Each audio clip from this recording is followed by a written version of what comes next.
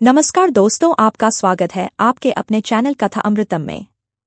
आज हम माँ दुर्गा का तीसरा रूप माँ चंद्रघंटा के बारे में जानेंगे।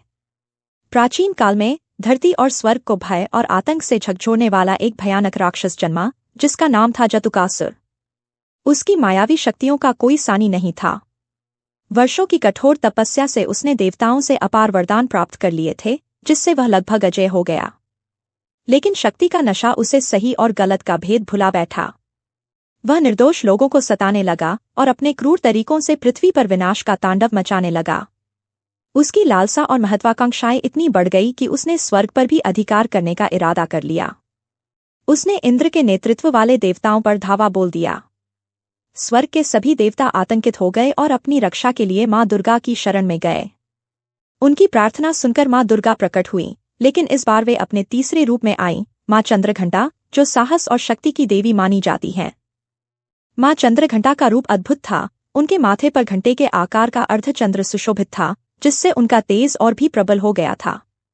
वे एक शक्तिशाली शेर पर सवार थीं और उनके 10 हाथों में दिव्य शस्त्र थे: त्रिशूल, तलवार, गदा, धनुष और बाण। युद्ध की देवी होने के बावजूद उनके चेहरे पर एक गहन शांति और करुणा का भाव था, जो यह दर्शाता था कि वे युद्ध के माध्यम से भी शांति स्थापित करना चाहती हैं। उनके घंटे की गूंज से धरती और स्वर्ग कांप उठे। जतुकासुर और माँ चंद्रघंटा के बीच भयंकर युद्ध हुआ।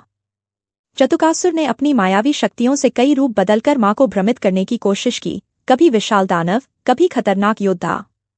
लेकिन माँ चंद्रघंटा ने अपनी दिव्य दृष्टि से उसकी सभी चालों को समझा और उसे हर बार पराजित किया। जैसे जैसे युद्ध गहरा होता गया, माँ चंद्रघंटा ने अपनी संपूर्ण शक्ति का प्रयोग किया और जतुकासुर की सेना को तहस नहस कर दिया। अंततः माँ चंद्रघंटा ने अपने त्रिशूल से जतुकासुर का अंत कर दिया और उसके विनाश से देवताओं और संसार को मुक्ति दिलाई। स्वर्ग में पुनः शांति का वातावरण स्थापित हुआ। सभी देवताओं ने माँ चंद्रघंटा की महिमा का गुणगान किया। माँ ने अपनी वीरता और करुणा से न केवल देवताओं की रक्षा की, बल्कि संसार में भी संतुलन और शांति का पुनः स्थापन किया। माँ चंद्रघंटा का यह रूप यह सिखाता है कि चाहे युद्ध की स्थिति हो, शांति और करुणा कभी नहीं खोनी चाहिए।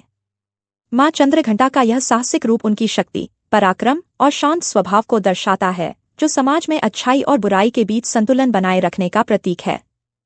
उनकी पूजा नवरात्रि के तीसरे दिन की जाती है और वे हर स्त्री और पुरुष के भीतर छिपी शक्ति और दृढ़ निश्चय की प्रतीक मानी जाती हैं। यह कहानी माँ चंद्रघंटा की अद्वितीय वीरता, शक्ति और शांति का संदेश देती है, जो समाज में शांति और संतुलन बनाए रखने का एक प्रतीक है। कहानी अच्छी लगी तो लाइक और सब्सक्राइब करें।